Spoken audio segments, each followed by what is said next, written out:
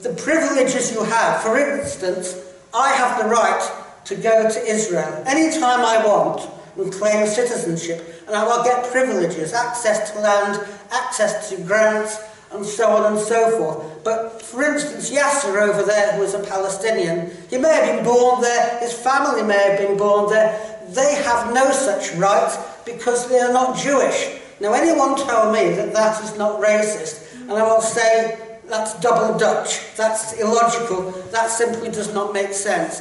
And therefore, you have to accuse people of anti-Semitism in just the same way that when Britain went to India, it didn't go to India because it didn't say it was going to India in order that it was exploiting the natural wealth of India. Britain didn't justify what it was doing on the basis it was pillaging and raping and whatever and stealing the wealth of India. No, it went there because it was civilising India, because it was getting rid of sati, a particularly reprehensible Hindu custom of burning widows on the pyre of their husbands and so on. They were the reasons why Britain went to India. The empire was a burden on the white man's back, if you like.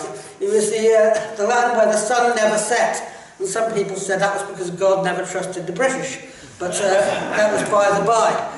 The fact is, we always went there with noble intentions. And it wasn't just the Conservative Party, or the Whigs as it was then, who justified the empire. The Labour Party did too. The Labour Party did it in terms of what you call trusteeship, that we held the lands of Africa and Asia in trust for the native people until they came up to our standard of civilization.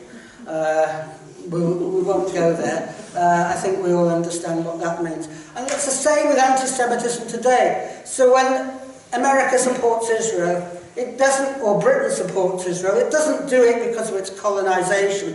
It doesn't do it because, for instance, Jewish mobs go around Jerusalem every Jerusalem Day and chant death to the Arabs, or Muhammad is a whore, or all the other things that they do when Arabs have to stay in their homes so they don't get attacked by thousands of settler youth. It's because of anti-Semitism. It has something to do vaguely with the Holocaust and so on. And so we should be absolutely quite clear that to oppose Zionism, to oppose what Israel is doing, is in no way anti-Semitic.